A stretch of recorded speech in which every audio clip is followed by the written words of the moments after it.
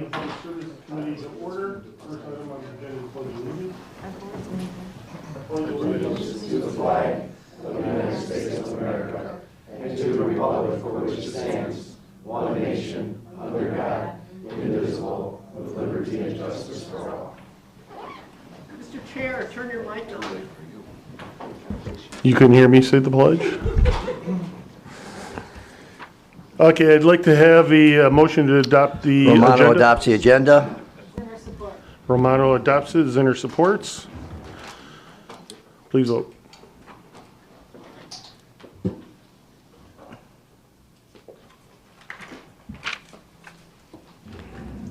Motion passes 12-0. Thank you. Next item on the agenda is approval of the minutes dated January 19, 2022. I'd like to have a motion to approve. Matuzik moves. Support by Nard. Matuzik makes the motion, supported by Nard. Any discussion? Please vote.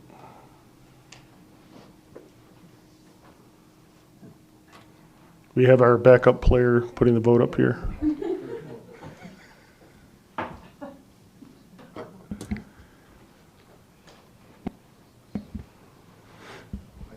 Motion passes 12-0. Thank you very much.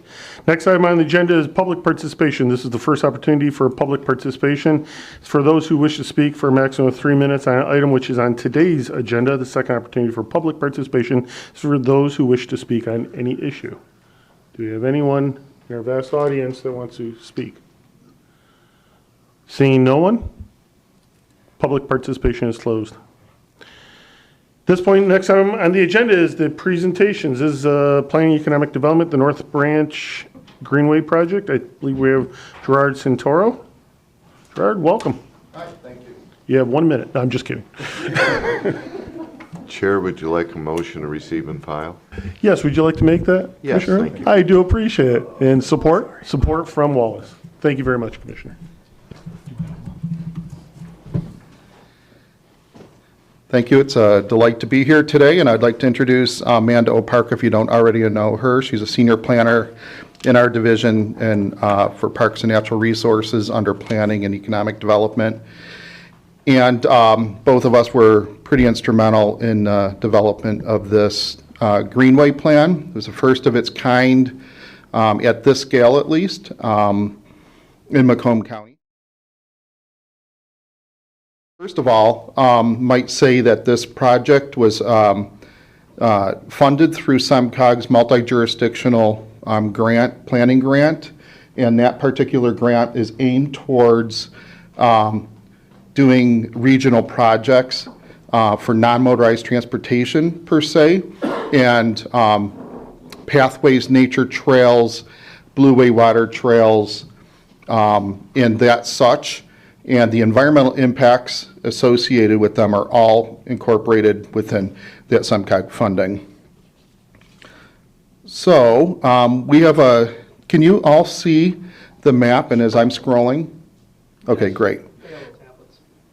What's that? They have tablets here that they can see. Okay, perfect. I just want to make sure they can all see where I'm at with the. Okay, so in 2019, utilizing this funding, we were able to bring in a partnership, and so we're calling it the North Branch Strategic Planning Group, and that included the Clinton River Watershed Council, Six Rivers Land Conservancy, SEMCOG.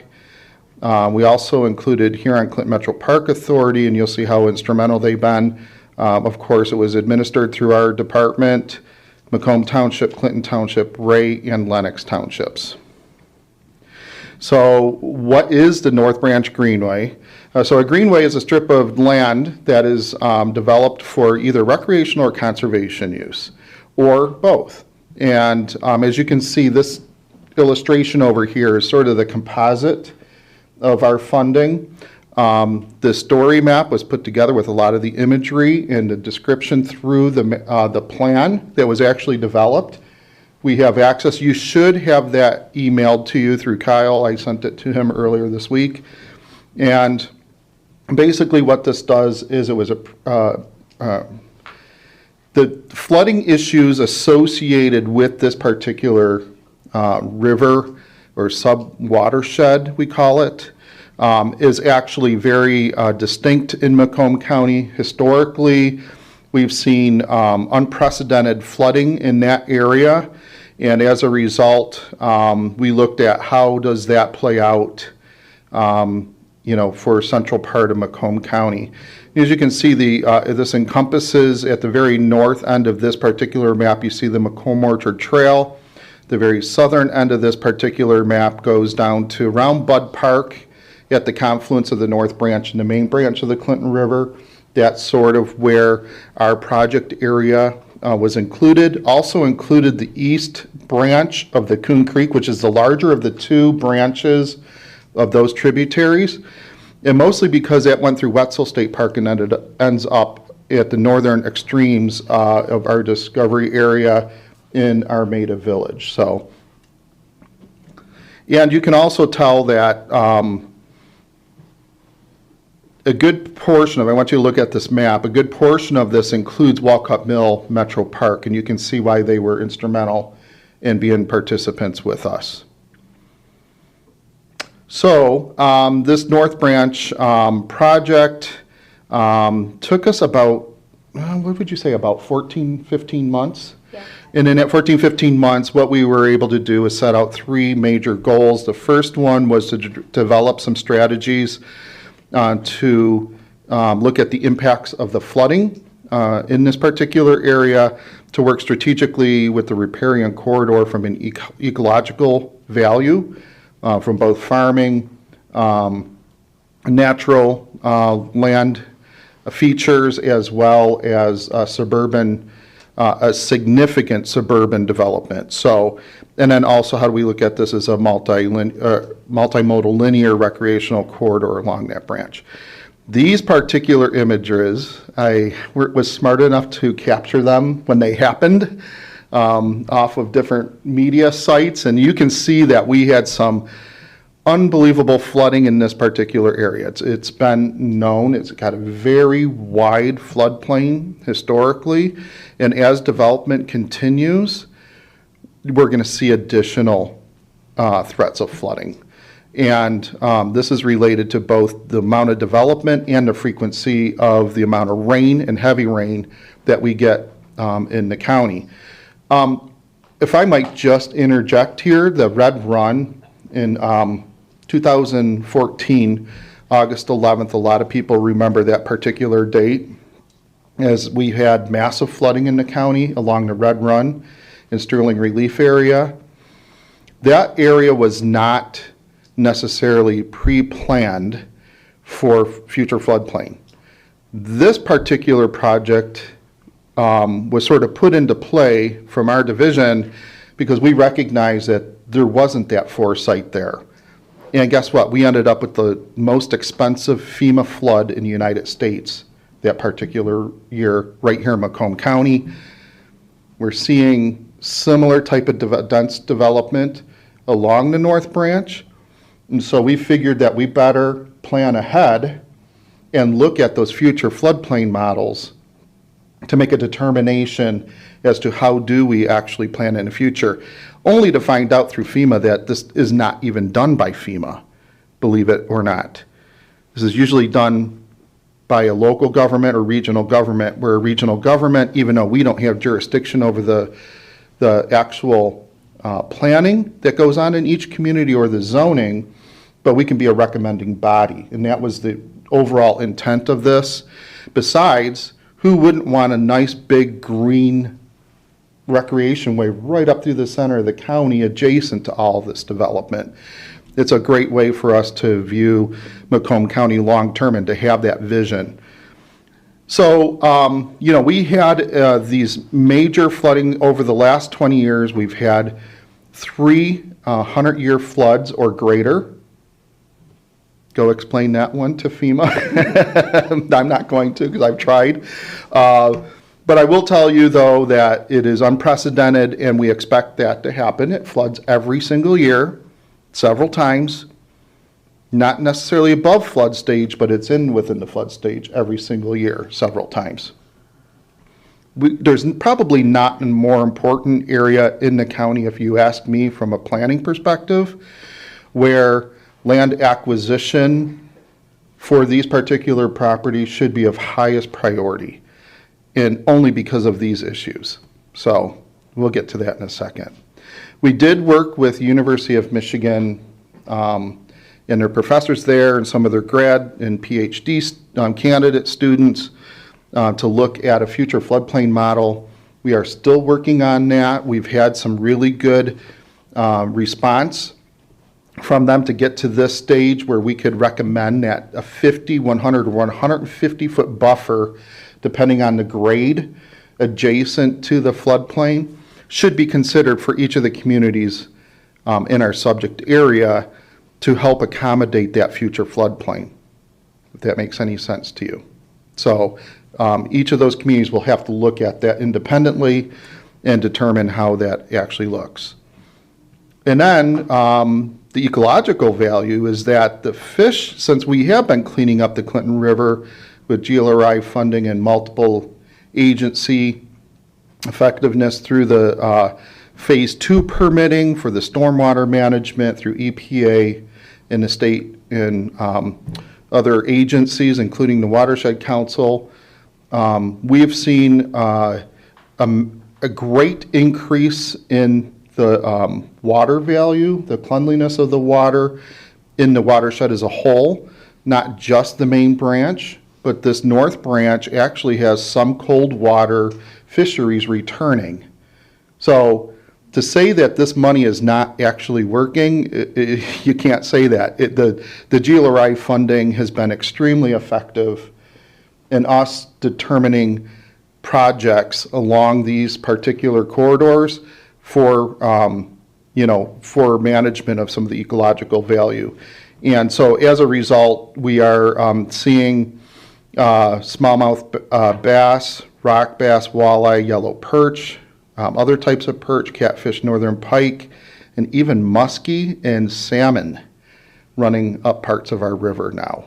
East Pond Creek is actually considered a cold water fishery, and we would like to try and get that preserved in that level because of cold water fishery is a specific designation that the state puts on a particular waterway that says that it can support healthy fish reproduction. So just want to make sure you know there has been a lack of access to the river, and that was another reason why these recreational aspects have been included in our plan.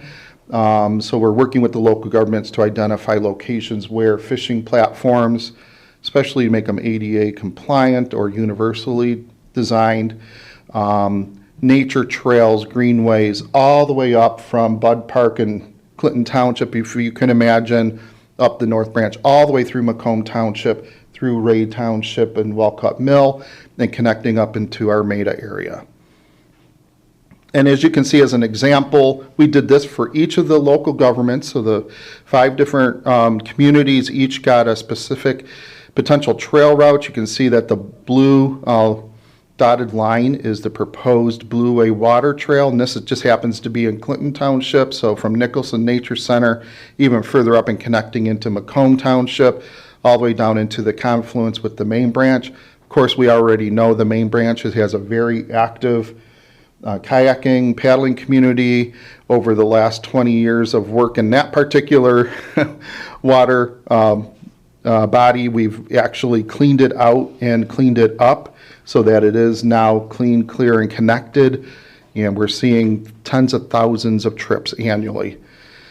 So this North Branch particular area just represents one community. We did this for each of them. It's in the full plan if you want to look at those in more detail. But one other area I'd like to sort of highlight was the north end of Macomb Township as it attaches to Ray and Lenox Township, where you can see we have 4 or 5 major equestrian facilities, including the Walcott Mill Metro Park. That has equestrian trails, they have the barns, they allow for the transport of the actual horse trailers to be dropped off and utilized, and to potentially include those at the Macomb Township level. And that was something that we presented to Macomb Township Board in their master planning this last year, and this particular North Branch plan has now been adopted in the Macomb Township master plan. So we're happy to hear that. But this sort of shows you an example of how you can utilize some of the properties, the floodplains, and potential acquisitions to associate themselves with a greater plan and connectivity between each of the communities. So we're pretty excited about that as well. And then we also developed a graphic where you can see now Walcott Mill is in the process of doing a land swap with Ray Township to acquire the land on the east side, east bank of the North Branch, all the way from their farm learning center down to the mill. And as part of that, they want to do horse-drawn wagons, like Calistoga type of wagon, for outings. So from the farm to the market to the mill type of thing, and reenact some of this stuff. Could be a great educational. We'd like to open up the area from Romeo Plank all the way into Walcott Mill as another paddling trail. Would be a seasonal trail from late spring to midsummer, and also put flat fishing platforms in there. And this sort of just illustrates what could happen, including fly fishing, because it's the type of fish with trout and such that you would be able to actually do fly fishing. So we're pretty excited about the enthusiasm that we're seeing from the local governments. You can see this is the actual product here that can be displayed wherever, and including in each of those communities. And we'll continue to work with all these partners, and we're meeting now on a about every 6-month basis to touch base with each of the partners to sort of identify what are the next steps. I can tell you the next steps are there's not many resources with all of the funding coming down. Nothing really addresses land acquisition at a greater scale. If it does, it's usually through the trust fund, DNR trust fund. The DNR trust fund requires, a sizable match that local governments, when you're starting to acquire large tracts of land, they don't have that type of funding. It's a dilemma. Here's the county coming in with a plan. We're saying local governments, go forward, adopt this, make it happen. We'll be there to help you, but we can help with the planning and stuff, which we do very well. As you can see from every division within our department, we assist these local governments. But I will say that it is one item that I would like to say that the county should consider, or may consider, that longer term strategy. If we really want, if we're talking realistically about creating a community for a sustainable long-term livability, to actually acquire some of these properties and put them into conservation and perpetuity seems to make sense. They had the foresight in Wayne County to do it with Hines Park, believe it or not. Oakland County has one of the most robust parks. It's bigger than HCMA, I believe, their annual budget. And St. Clair County even has it. So we're surrounded by communities that all do that. We have never had the ability to do anything like that in Macomb County. So I would say that that is one thing. It's a problem that we could resolve, and there's a whole bunch of different ideas about how that could be resolved. But I believe if there's a will, there's a way. But to try and get into that category is something that I dream of. Maybe I'm just a dreamer, I don't know, but that's my job because I'm a planner. So I'll leave it at that. Amanda, I know there's probably a few things I left off, so I want you to address those at this point. So thank you. All right, I'll be quick because looking at the map over here, the overall map, you can see that we have this big green and use existing sidewalks and existing trail networks. So, the vision itself looks like it's this very grand thing, and it would be awesome to have all of that right away along the river, to have a trail going right next to the river. But we acknowledge that that wasn't possible in all places. So we did work to include existing sidewalks, or even identify where there could be additional sidewalks included to get around some of those private properties that are already developed. And then I did also want to mention that we are continuing to work with the U of M student right now who is actually looking at each of the properties that are along the river, specifically in Macomb Township, to look at which properties are ecologically significant and that we could look at for property acquisition or working with the township when they get developed to include a greenway buffer along the river itself. I do have one other thing to point out. I failed to tell you that there has already been land acquisition that has occurred. 2 parcels through HCMA have been acquired since we began this process to complete the riverfront acquisition. So we're excited about that because they're an agency that can do it. They have a millage, right, and funding. The other piece of it was that Clinton Township, we've been working with them. We actually have a strategy to actually put the land into conservation all the way from Bud Park all the way up to M59 with the acquisition of only 1 additional property. The other ones they've already acquired or they're into some other type of public easement. So I wanted to make sure, or they're in a life estate with a particular landowner who would like to donate the floodplain. So there's many different mechanisms that can be utilized. It's not all just about acquisition. It can be gifted as well. And in this particular case, that's certainly what's happening. So I wanted to make sure that that was clear, so. Thank you, Gerard. Yep. Thank you, Amanda. Appreciate it. Commissioner Sabatini? Thank you, Chair, and thank you for putting this on your committee. I actually requested this. Jerry was at a master plan seminar for Macomb Township, and I saw this visually. And you know, years ago when we got the Macomb Orchard Trail, it was always the vision of how we were going to connect these trails from the north all the way to the south. And this is the vision. And I know probably a lot of your constituents were asking about trails, and it was brought up, I think, last year. So, I mean, you're a dreamer, Jerry. It's obviously coming to fruition now, so it's really cool to see. I'm glad that Macomb Township's helping and working with Macomb County to make this all happen, because this is a collective effort. It just doesn't happen with one municipality or one county. It's everybody all in on this. So thank you for working with my township and the other townships. It's just awesome to see.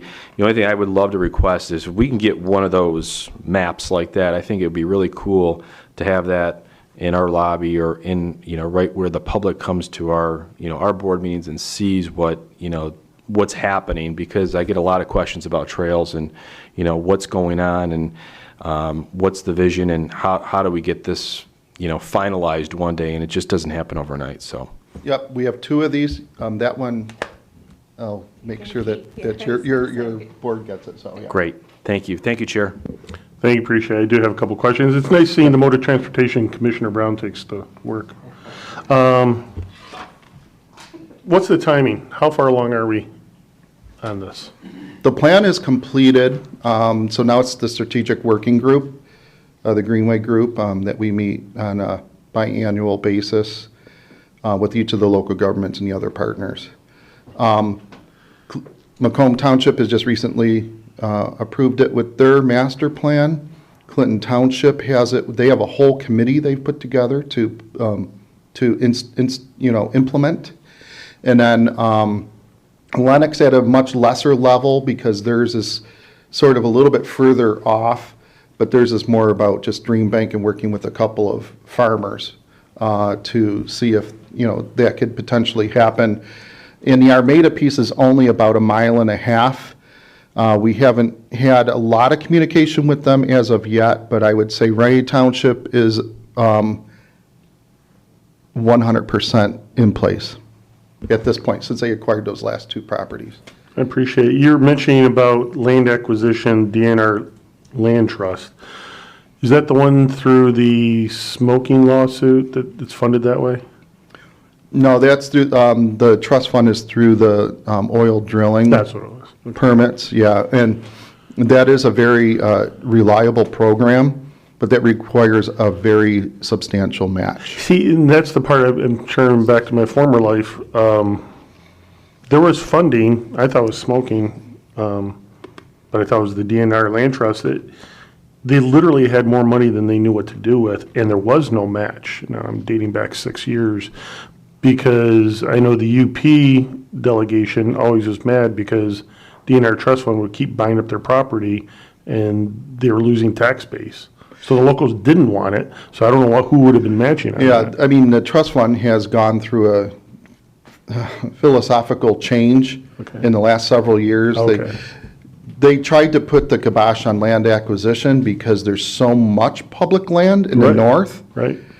but the southeast Michigan, No, this would be perfect there's for it, not. that's why I was wondering. So it was another one of my, and I've been very good at expressing our frustration from a Macomb County perspective to the DNR Trust Fund, and they have listened. And if there's anything this, But it still Commissioner can do requires, this, it still requires that, you have to really essentially put a Was it always a third match? match about. was it always a match?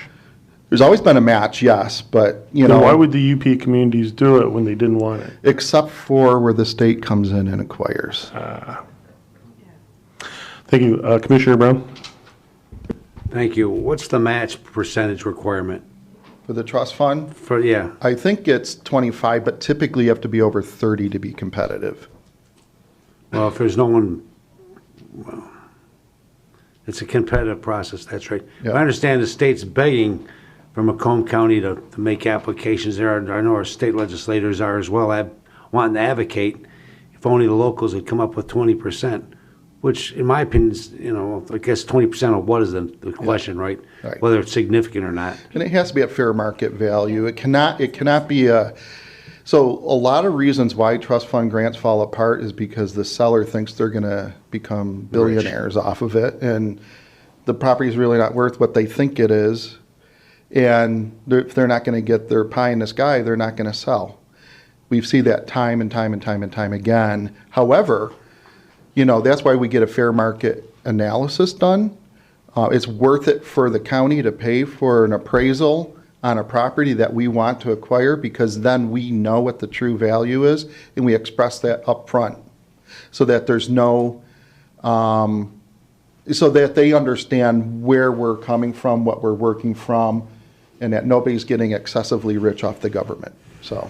Yeah, okay, I mean, it's a great plan. I like the vision. It's really good, but it's just colored pencils on a map until somebody steps up with the money to start making the implementation. Just like the Macomb Orchard Trail was a long Yeah, process, but got through over time. Just takes money. I guess that's why I'm here, and I'm glad that, you know, you invited us, because it brings up a bigger issue that, you know, we've expressed to the county execs department, that land acquisition is really I mean, people say trail development is, which is true, but I would say land acquisition is probably more important, only because you'll never get that land back once it's developed. And we're in one of the fastest growing local, development areas in the state. And we're about 20 years behind, to be quite frank, with this type of planning, because we've never had the resources to do it.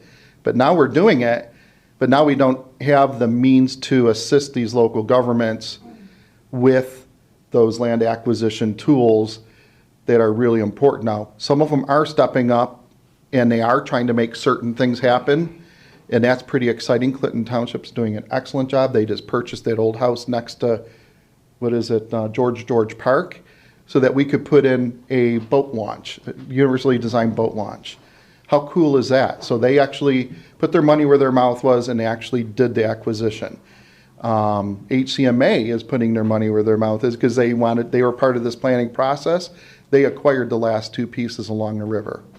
So it is happening, but but not in the areas where there's private property per se. So, I mean, they increase the value of the property along the Greenway, right? Obviously, it's the place you want to be along there, so it increases the value, but up to 20% in some cases. just a matter of priorities. You're going to fund roads, parks, buses. You know, it's all a matter of what you're going to fund. But we won't get the land back. I know. Very good. Thank you, Mr. Chairman. Thank you for putting it on. Very good. Thank you. Thank you for adjourning us. We do have a motion and support to receive and file. Please vote. Thank you for your time. Thank you, Jerry. Thank you, Amanda.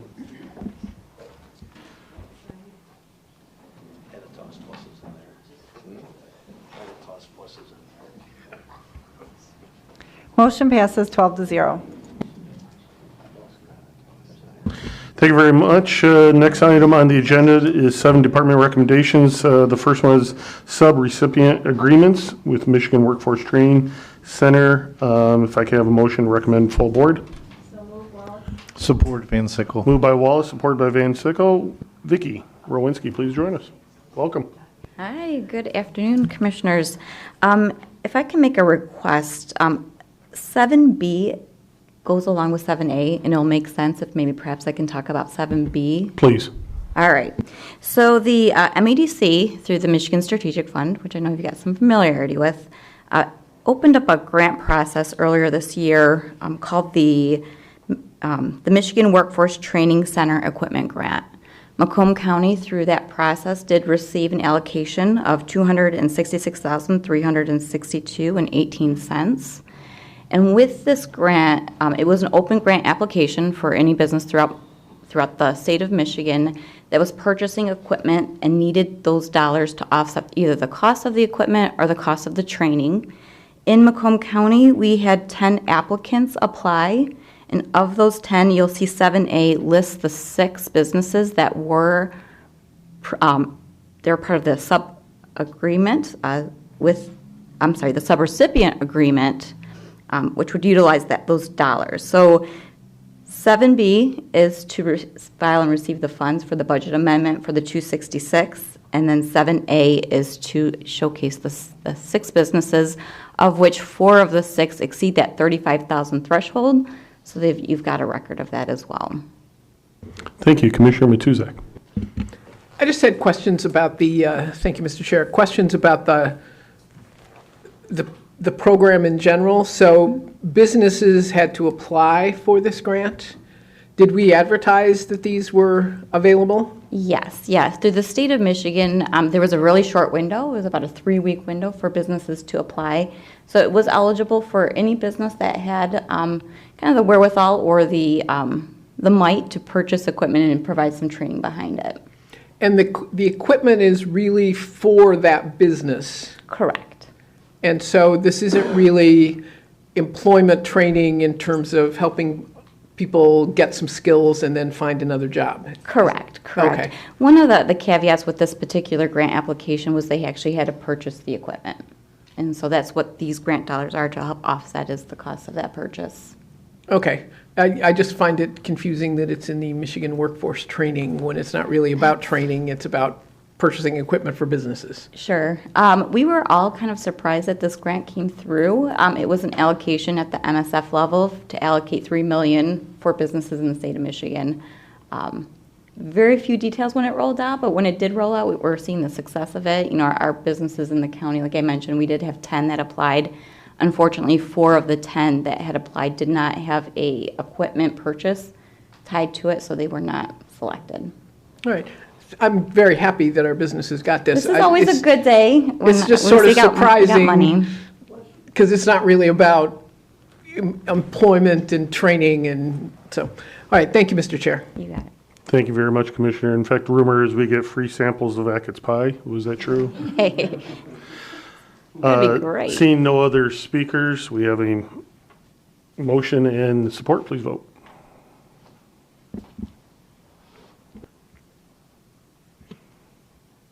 Motion passes 12-0. And you already spoke on B, so at this point, I'd like to have a motion to recommend full board B budget amendment. So moved. Moved by Hall, support? Support by Wallace. Any questions? Please vote on B.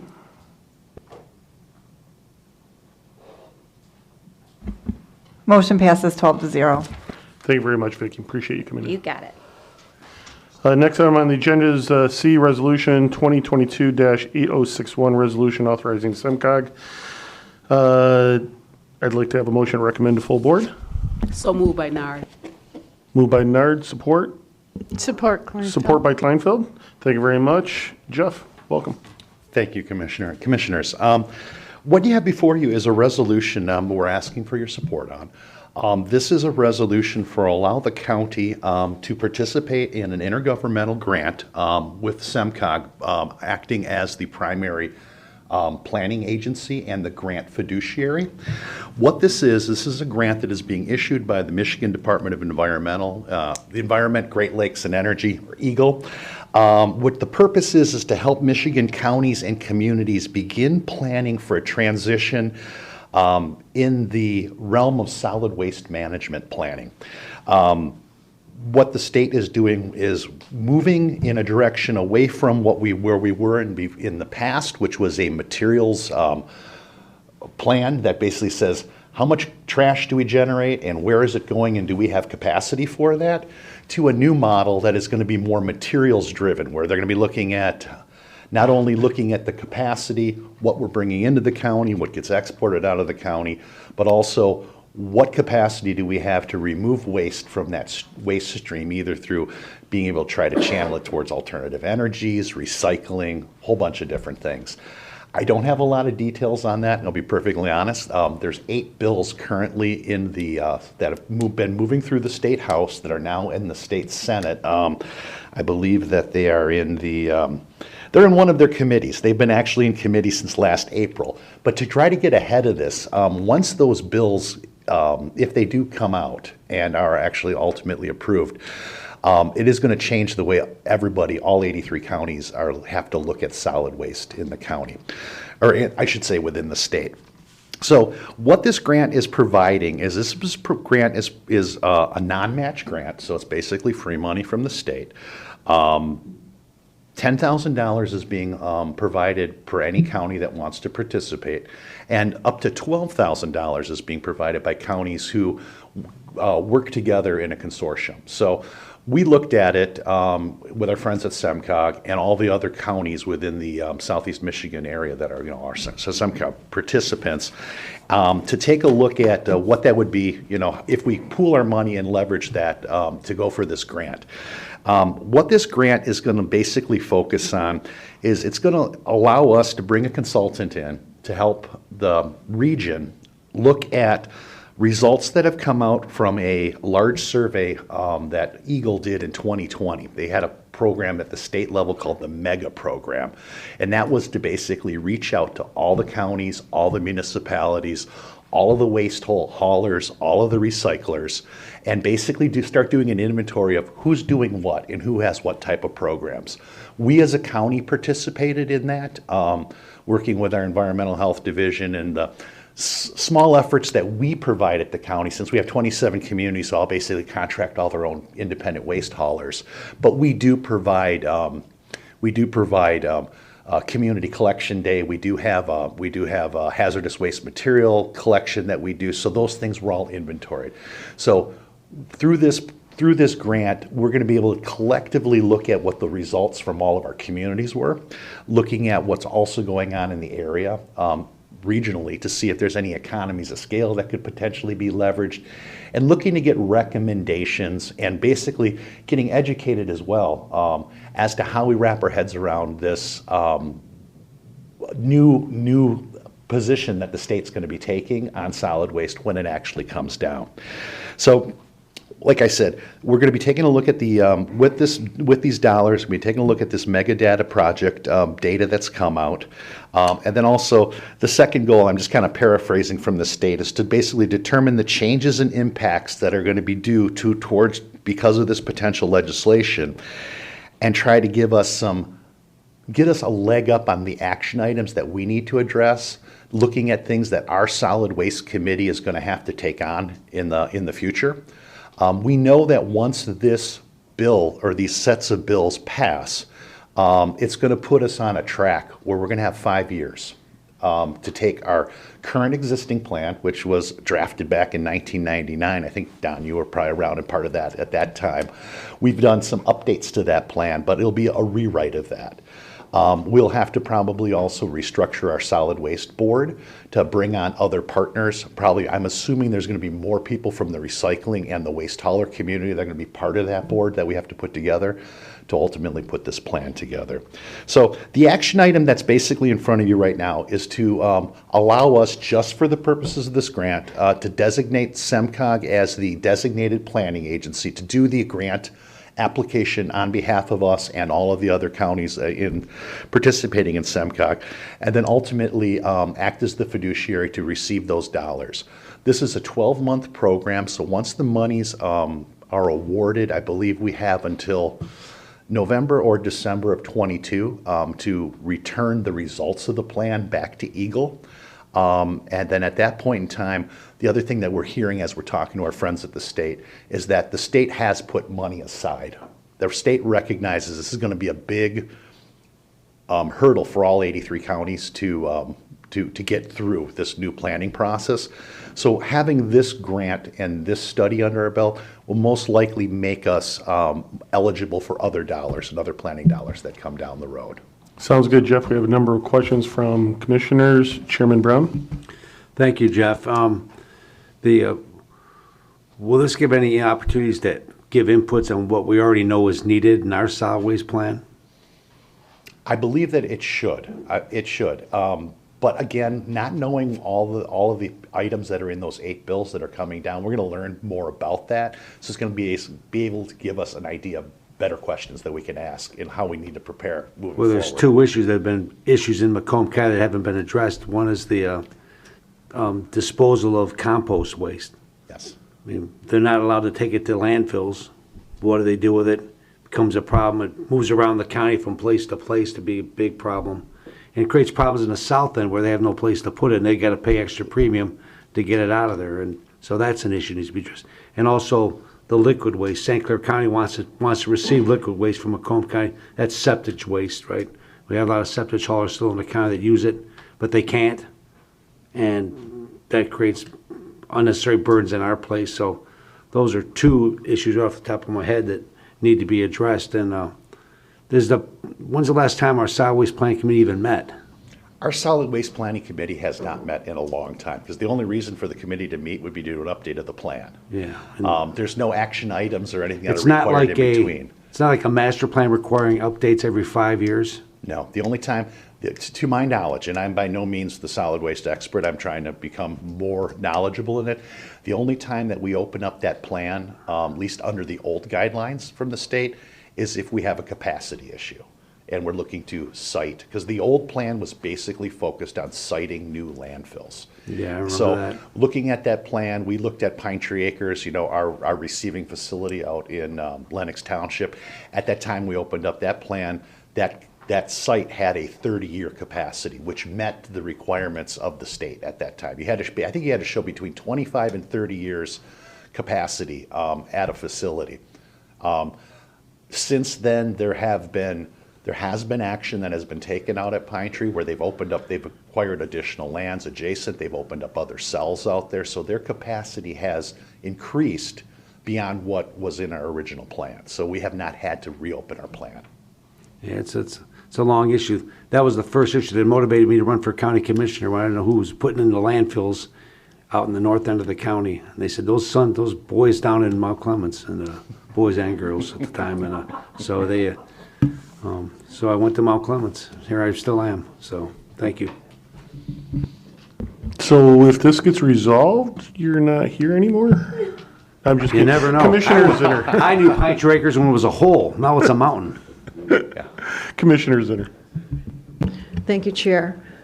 So what if all these decisions are made and Macomb County isn't happy with them? Is there any way to get out of it? In terms of the changes that are coming down with the legislation that'll be coming from the rules from the state? Well, that's board, the SEMCOG board. I mean, what if you said we really don't know what's going to happen or how it's going to be? What if Macomb County? No. What will come out of our participation in this grant from SEMCOG we will be working with a consultant that will be bringing the communities to the table, looking at the results of the state's survey that was done in 2020, trying to digest that. It's going to help us to identify who all the key players are that we at the county will need to bring together to formulate our plan when we put it together. There will be no decisions made at SEMCOG or at the regional level that will directly impact us at Macomb County. We are completely autonomous in this planning process. Well, when people make the decisions, what if Macomb County feels they're not fair decisions? What can Macomb County do about it? I don't know mean, that what there will not be any decisions that'll be made. There will be recommendations and guidelines that come out of this, this planning process that we can look at, expand upon further, and choose to adopt on our own. But there'll be nothing that's going to be mandated or brought to us. The only regulations we know that will come down to us will eventually come from the state. There'll be a legislative change. All right, thank you very much. Thank you, Chair. Thank you. Commissioner Hall? Thank you, Chair. I certainly support the plan because I was on the SMDA when Judge Balkwell issued the ruling against Site 9 and 9A, which I think may have been one of the Lennox sites, for a $99 million judgment against the 5 communities, which would have bankrupted all of them. So that got reversed on appeal, but at the time, one of the issues of the suit was there was no plan. So I completely support this. And in one of your statements, Jeff, you said once the money is given, by whom, to whom? The dollars would be coming, the issuing agency is Eagle at the state, and those dollars would be provided to SEMCOG on the basis of all the counties that are participating. And then through that group, then we will be able to either reach out and bring on a consultant, use some of those dollars. We don't know exactly how it'll be used yet because we haven't been awarded the grant, but some of that work may actually be SEMCOG staff that will be contributing to this. There may be some administrative fees that are taken out of that for those purposes. But SEMCOG will be the fiduciary for the $10,000 that we would receive. Thank you. I sure hope Eagle's disposition has changed from what it was in a prior life when we dealt with them on numerous issues. So thank you for bringing this forward. Certainly. That's all I have, Chair. Commissioner Van Sickle? Thank you, Chair. Good afternoon. What kind of fees does SEMCOG charge? I mean, they're not doing this for free. There is the opportunity, I believe, and I'd have to go back and get the answer for you because I do not have it in my paperwork here on just the treetop of the grant. I believe there is a 2 or 3% admin fee that can be utilized by the fiduciary for those administrative. I do not have that answer at this point, but I believe it's 2 or 3%.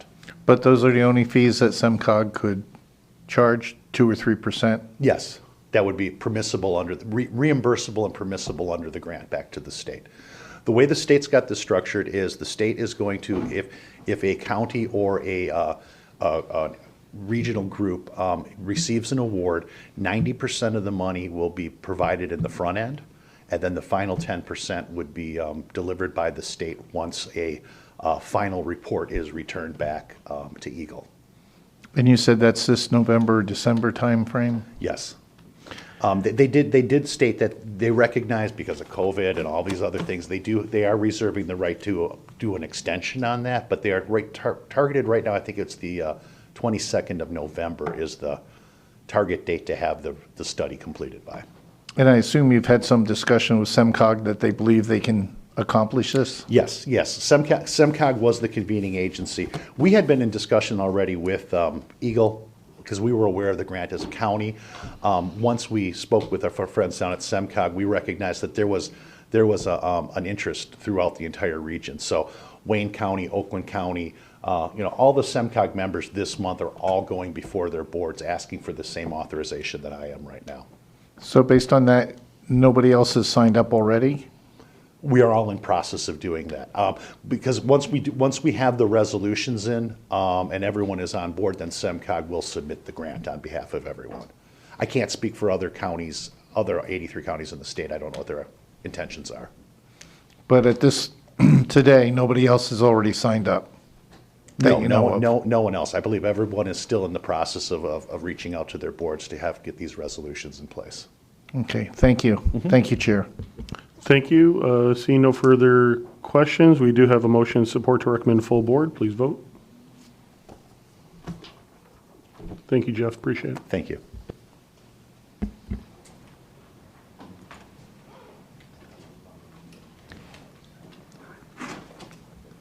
Motion passes 12-0.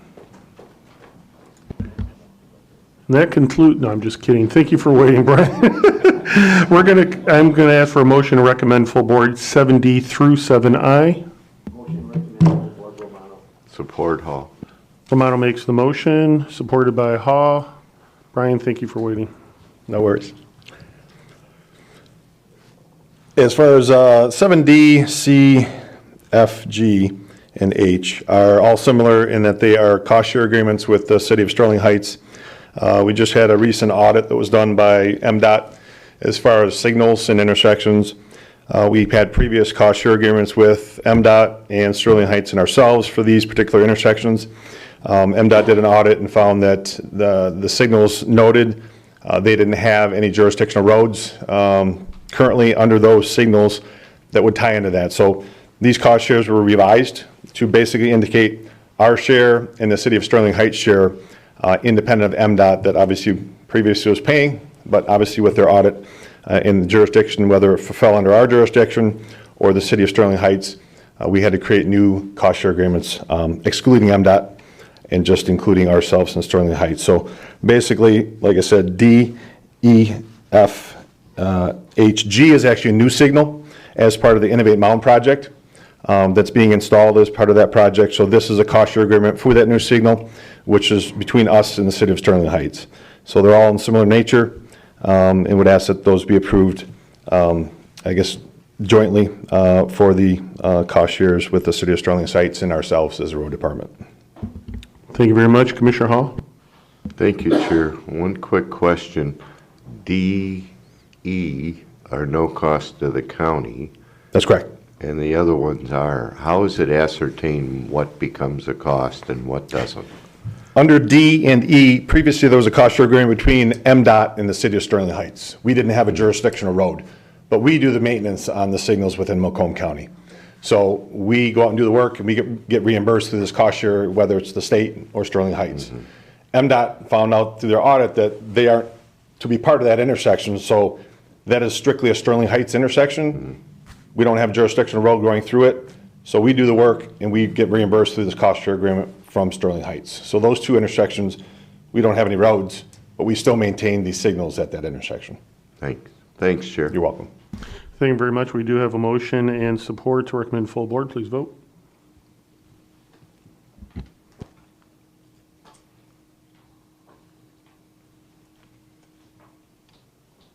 Motion passes 12-0. Thank you very much. At this time, I'd like to ask for a motion to recommend full board 7J, the contract with Midwest Power Systems. Moved by Wallace, support by Kraft. Brian, please. Actually, I think we skipped over I, which is a cost share agreement for Clinton No, Township. we voted on 7D through I. Oh, okay. All right. J, that's I presented last year as part of our budget. In the Township of Harrison, we have approximately 27 pump stations that we currently operate and maintain. We do have a cost share agreement as far as participation from the township as far as cost of that maintenance. Back in the day, as a result of having to adequately address drainage for the roadway and in conjunction with the low-lying areas of Harrison Township, we did install pump stations that fell under our guides as far as the actual maintenance. We did charge out a prorated amount to the township to consider maintenance costs. We have recently talked with the township, as I presented last time with this budget last year. Once we upgrade all of the pumps, and we've been able to do anywhere from 3 or 4 to this year 9 pumps with the amount requested, once we have covered 100% upgrading of all those 27 pumps, at that point we have an agreement with the township to turn those pumps over to the township. The percentage of payment between us and the township will remain the same. However, they will take over the maintenance of the pumps. We have an electrical department. That's not our specialty. We're not in the pump business. We're in the road and bridge business. They're more functional to do the actual maintenance. So they will perform the maintenance on those upgraded pumps once we 100% upgrade them, which should be next year. So this is a request to continue that upgrading. We have 9 pumps under this contract with Midwest Power Systems in the amount of $698,000. So asking request for approval of that contract. Thank you, Brian. How many more pumps once these 9 are gone? How many more do we have to go? We have 3, but the 3 that are left are unique in nature. Some of them are dual pumps, so they're a little larger, so they're a little more costly. So we anticipate about a $500,000 ask next year as far as part of our budget to finish that 100% upgrade. Thank you very much. Seeing no speakers, we have a motion and support to recommend to full board. Please, oh, never mind. Commissioner Van Sickle. Thank you, Chair. Hi, Brian. Hi. When we turn the maintenance of these pumps over to the township, do we have any assurance that they're going to do maintenance on a timely fashion? Yes, we get inundated with calls just as the township does currently. When we have rains and substantial rainfall amounts and events. Unfortunately, Harrison Township, as everybody knows, is a low-lying area, a lot of floodplain. Tough to get water to drain, so that's why these were installed back in the day.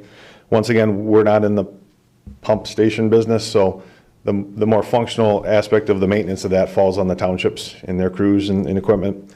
So, we will assure, obviously, with constant communication with the township that obviously these are maintained appropriately.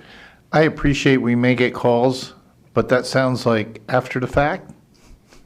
You're going to get the calls when people are flooding.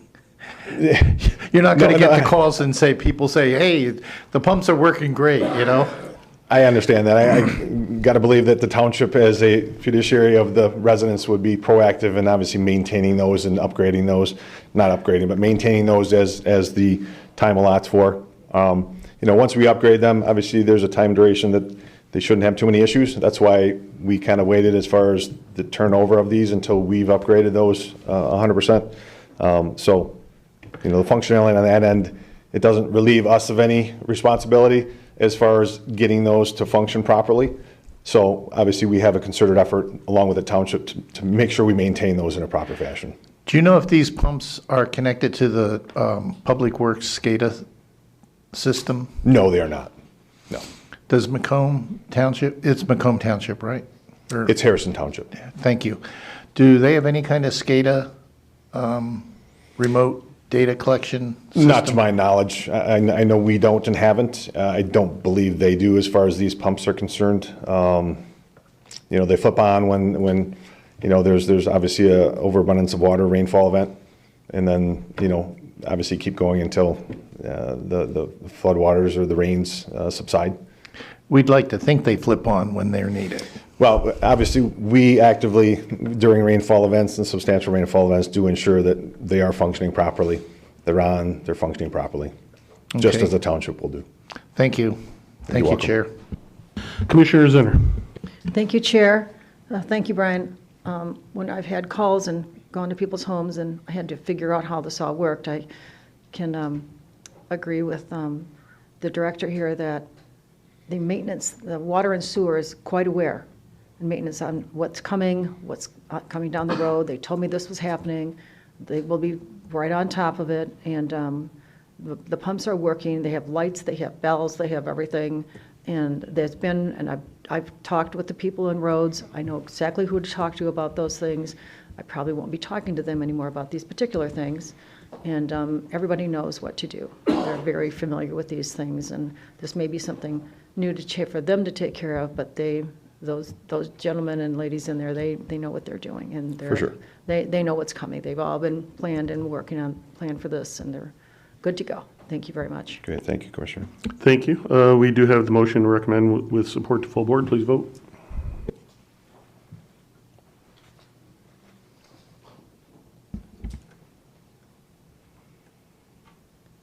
Motion passes 12-0. Thank you very much. The next item on the agenda is K, Resolution 2022-8087. It's a resolution to accept funds for construction of a pedestrian mid-block crossing on various mile roads. I'd like to have a motion to recommend full board. Motion to approve. Support Van Sickle. Motion by Haw, support by Van Sickle. Brian, please. Yes, and this was implemented or initiated by Shelby Township.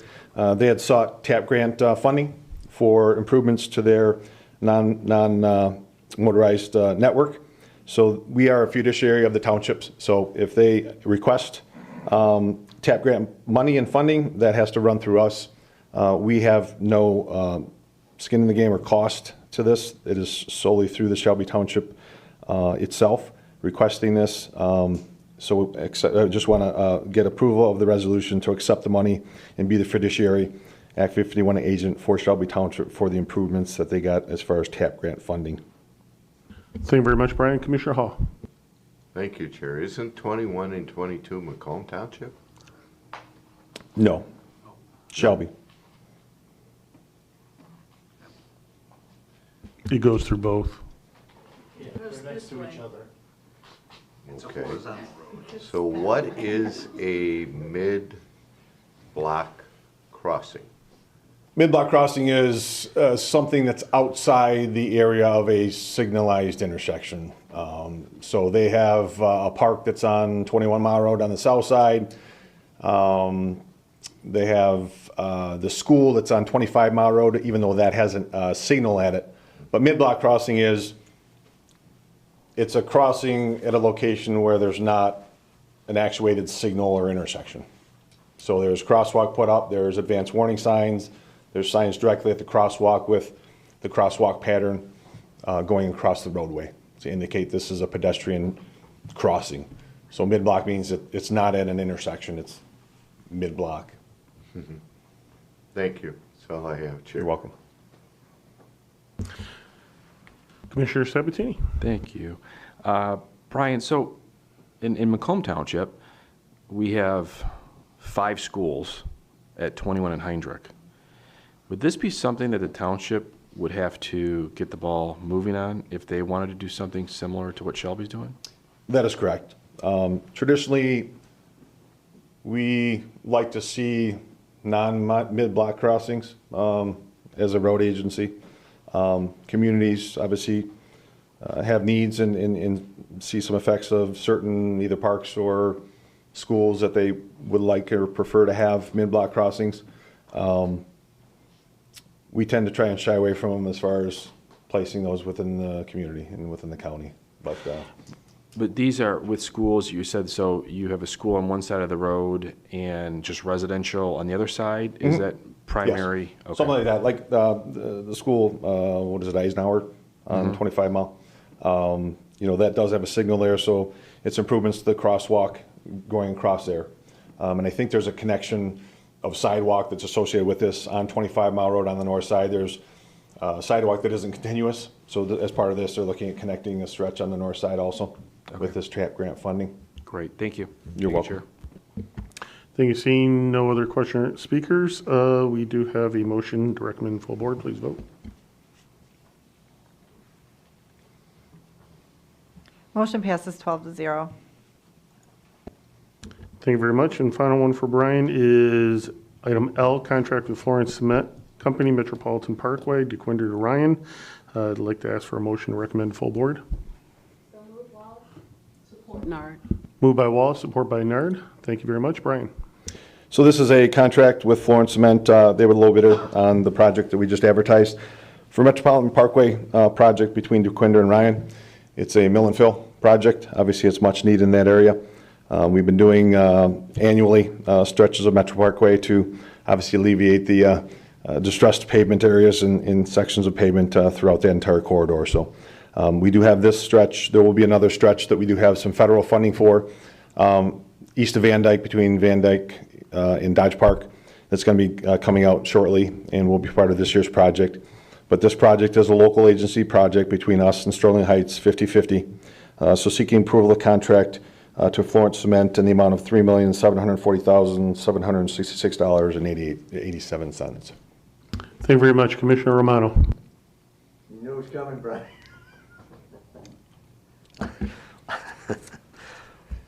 That's the other project that we're looking at trying to address that. You know, Brian, during these months, I do not want to be in your position.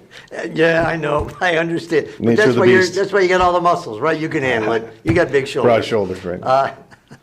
So Sterling Heights is picking up part of the tab for Dequindre and Ryan. 50/50 local agency project, yes. Why are they paying half? because there wasn't money secured, enough money. There's never enough money, federal monies, to go around to everybody for projects of this nature. So we do participate with us in the communities at a 50-50 level because it is a primary road. So our cost share is 50-50 for other projects outside of the federal aid that we might get elsewhere. So are these streets that you picked, or are these streets that Sterling Heights picked and It's a combination. They have needs and they get calls just as we do as far as distressed road sections, and this is definitely at the top of the list, or top of their list also. Do you have an argument with that from a lot of these commissioners, what's top of the list? But anyway, just a thought. There's a lot of them out there, And I unfortunately, think I've especially this asked- time of year with freeze thaw and I rains. know. And I've asked you this before and I'll ask again. On some parts of the road, now I'm going to use 16 Mile Road because I use that, and I'm sure there's major roads and all the commissioners that would do, where there has been patched and repatched and repatched again. Can't they grind that down even so that when you go over those areas which are probably maybe 4 or 5 feet long and maybe 6 feet wide, that you don't have to go like this over those? Can't they grind that down so that it's even? You understand my question? some communities prefer concrete patching. St. Clair Shores and other communities, like if it's a concrete road and the pavement isn't distressed as much as other roadways, they like to see similarity in nature of what was existing pavement. So we do concrete patching in some locations. The best bang for the buck is to repair the pavement where it's needed and then to cap it. But once again, that costs additional money also that some communities don't have to foot the bill with that either. So I'm misleading you, I'm sorry, I'm not explaining it properly. I'm talking about pavement that has been repaired. They've Okay. cold patched it and cold patched it and cold patched it. And now you've got nothing but just bumps on it for a period of, like I said, 5 or 6 feet that are probably, I'm gonna say 3, 4, 5 inches higher than the actual roadway itself in various lengths. Okay. Why can't that be grinded down to the road length? I mean, to the road length, width, I should say, or even with the road. Isn't that a lot, is there a machine that does that? I don't even know if there's a machine that does that. you can't just go out and grind a distressed roadway that's been cold patched for years. You have to do something to address it after you would grind it down. Typically, our mill and fill projects, we grind down 2 to 3 inches of the existing pavement surface, do the concrete repairs to the pavement, curb and gutter repairs, and then we overlay it with 2 to 3 inches of new asphalt. That is a pretty costly expense to do that type of project. We can't just go in there and mill off the surface to whatever depth and leave it that way. I'll be happy if you milled it off and just put in cold patch. That's all I have. Thank you, Chair. Thank you, Commissioner. Commissioner Van Sickle. Thank you, Chair. Brian, this is a mile, right? Yes, approximately a mile, yes. Approximately a mile. And they're doing surface rehabilitation. What is surface rehabilitation? Did I miss that in your talk? That's basically the mill and fill projects that we have. So we basically mill the surface, we do concrete repairs where it's damaged enough, where the pavement is damaged enough, we have to remove and replace it. And then we go back in and pave a surface course, a new asphalt lift on it. So this mile is going to have an asphalt cap put on it I then? believe that is the setup of the project.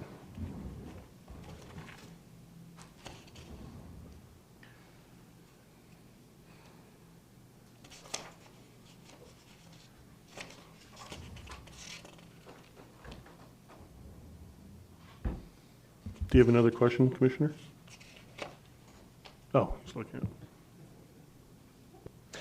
Yes, so this project includes 59,000 square yards of 3-inch milling existing pavement, 17,000 square yards of concrete pavement removal replacement, 1,900 square foot of sidewalk ramp ADA, modified curb and gutter replacement, 10,000 tons of HMA modified placements. Yes, this is a mill and fill, typical mill and fill. Okay. How much does it cost to replace a mile of road? Anywhere from 8 to 10 million. Oh, I thought it was a little less than that. No. It's a gravel roads.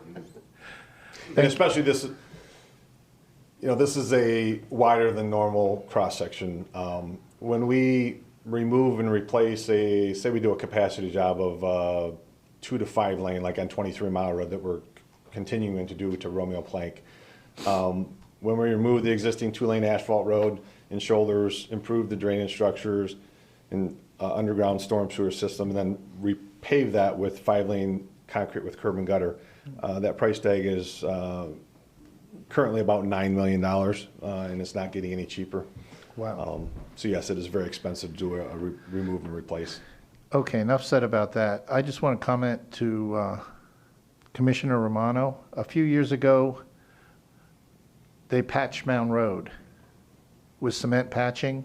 They cut out sections and cement patched it. Mm-hmm. You didn't even know there was a patch there.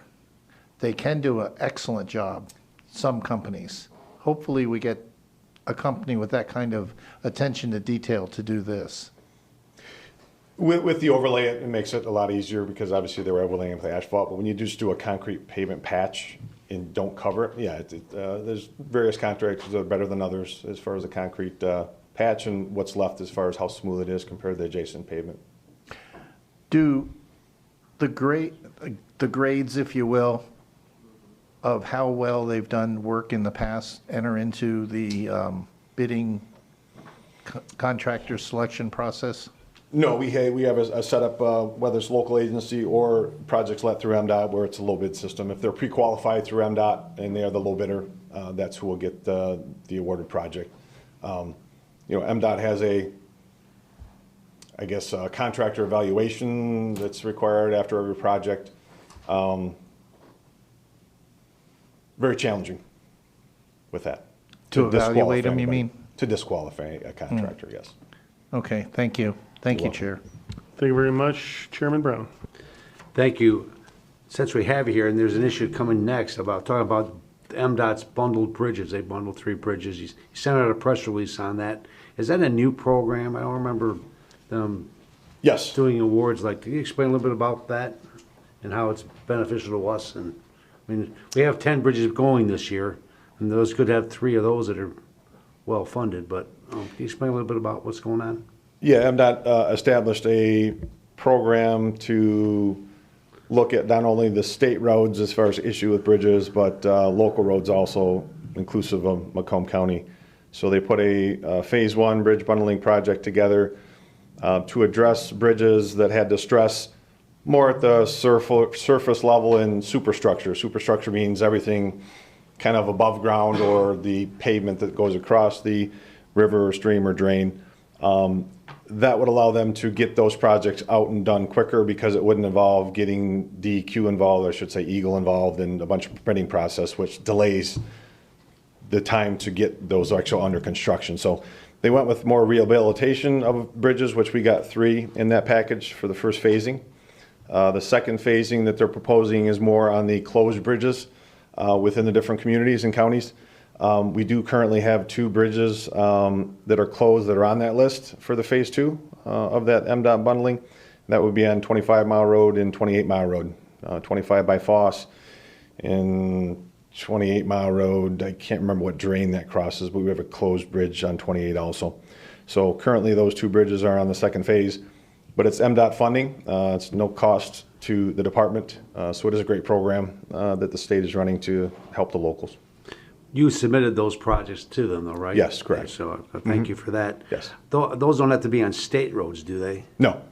I was curious how state funding came to not state roads, but It's a great opportunity. yeah, great job. Good job. Heads up. Thank you. Thank you. Thank you, Mr. Chairman. Thank you, Commissioner Zinner. Thank you, Chair. I have a question for you, not on this topic, but about roads. I had a call, I spoke with one of your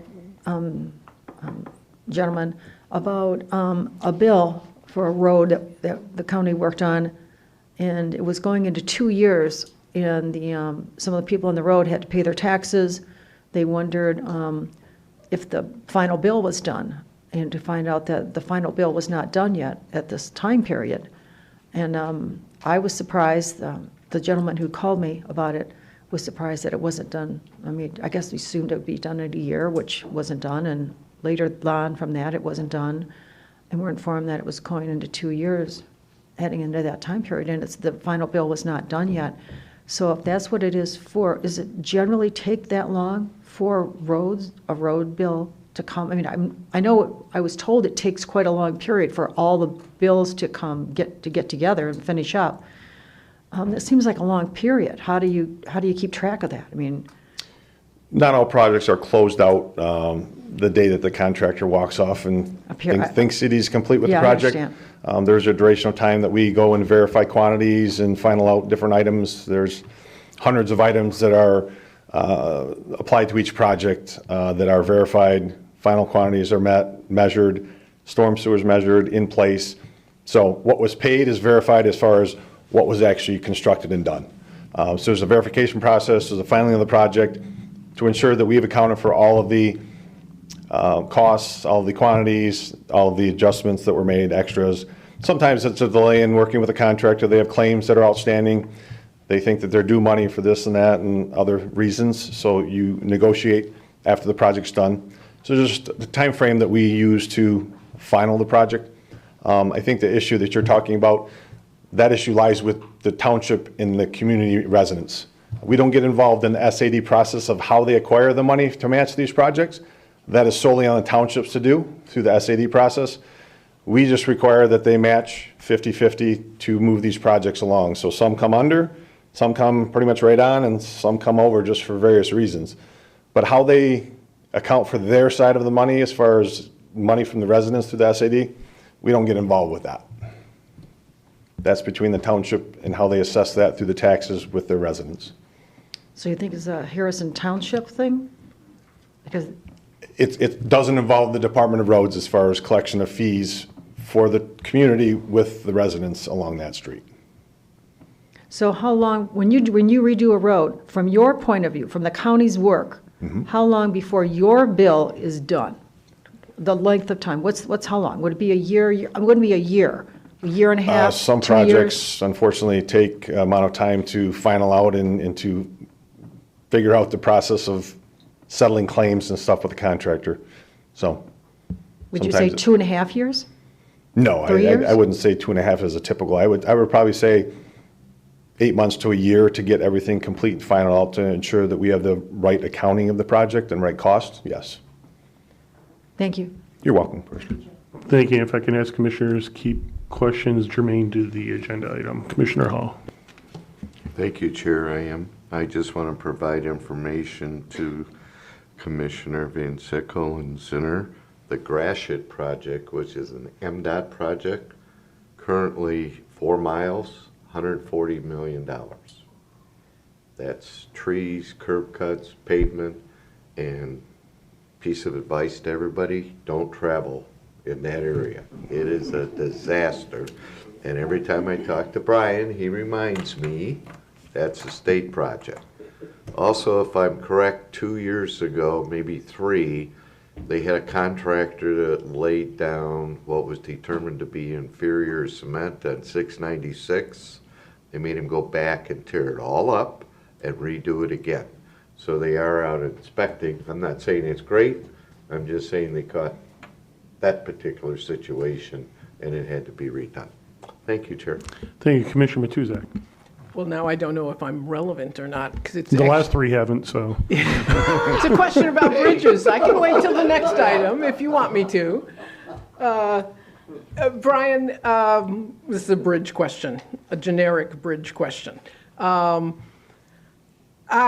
think everybody else on this esteemed board was contacted by Mr. Duggar from Harrison Township, or from Clinton Township, who was asking about the bridge over Harper. Correct. But not, he was concerned that there were no sidewalks on this bridge, no pedestrian crossing. And so his contention is that if you use a wheelchair, you pretty much got to run your wheelchair in traffic. And the response, he tells me he got back, was that you do roads, you don't do sidewalks. So my question is on and I'm just relating what I got back. My question is, when you have a bridge, if you don't have sidewalks, you can't get across on foot. So I sort of would like a little explanation of this. Well, the connectivity of the community itself, you're right, we don't just do sidewalks independently. We do sidewalks in conjunction with our roadway projects and as part of the complete streets as required by federal highway. So if we remove sidewalk, we have to replace it. Or under that act of the complete streets, we have to provide, at least on one side of the road, sidewalk. When it comes to bridges, in this particular location, it was not designed and was not built as a sidewalk pedestrian thoroughfare across that particular spillway.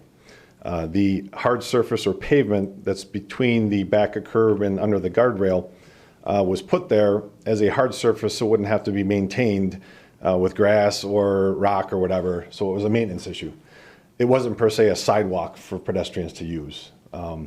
That connectivity would have had to have had additional money spent on it for a pedestrian facility across that, whether it's a separate pedestrian bridge or a wider cross-section along that spillway to account for a pedestrian pathway or sidewalk. So when we did our project, which was a repair of the surface of that spillway, there was no intent to put sidewalk ramps or sidewalk access because there wasn't previously sidewalks. If we were to reconstruct the whole bridge, there would be an accommodation that would have to be paid for additionally to either have a separate bridge or widen to have sidewalk access across that particular span. So we replaced, for drainage purposes, an area at the north end that had a spillway to account for drainage off the roadway that we saw as functional, knowing that we didn't want to promote sidewalk traffic across that span because it wasn't designed originally for pedestrian travel back of curb. People use it as a walkway. Wasn't really designed that way as a pedestrian walkway. It surely doesn't meet standards currently as far as a pedestrian walkway would be concerned or considered as far as approved across the span like that currently. So, I guess mine is a more generic question. I mean, if you build a bridge, people should be able to walk across it safely, and so. Well, that is a consideration now that we inquire to the communities. Sidewalk connectivity is responsibility of the townships and the communities.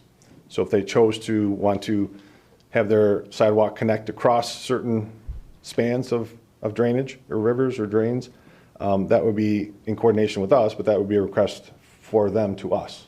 Okay, so all these bridges that are on the next agenda item, we're skipping ahead, sorry, Mr. Chair. Sorry, Jeff. Do those communities, so those communities would have had to already contact you about this? Correct. If there wasn't existing sidewalk facilities on a bridge and there was an addition to that, then they would have to communicate that to us as far as a desire or want. Okay. Because that would be in addition to our bridge structure. We're worried about getting traffic across it, not necessarily pedestrians. I totally get that. But it just seems there's a certain logic that people are going to walk across a bridge given any given opportunity or ride their bicycle across the bridge or whatever. And I would like to see us keep people safe in doing that. For sure. So, thank you, Mr. Chair. You're welcome. Thank you. Commissioner Kleinfeld. Chair, I don't really have anything. I just pressed the button because I was feeling left out. Thank you. And now that we have a motion actually on the Florence Cement Company item, please vote.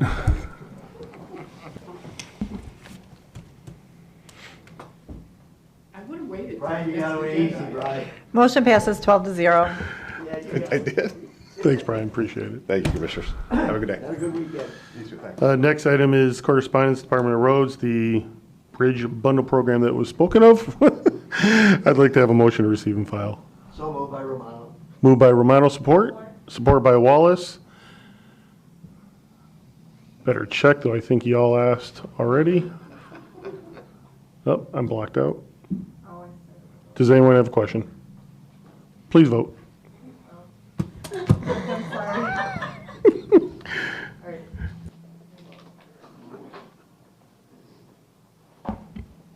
We get to vote twice on this one. Yeah, sorry.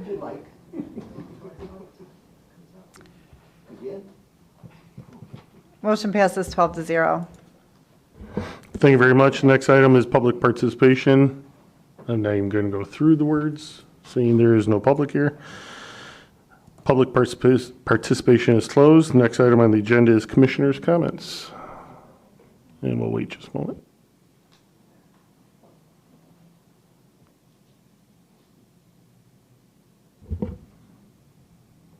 No one?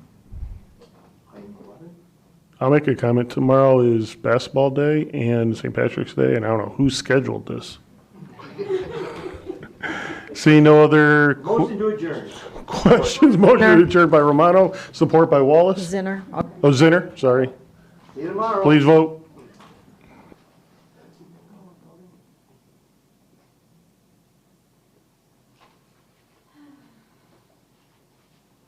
Have a great day, everyone.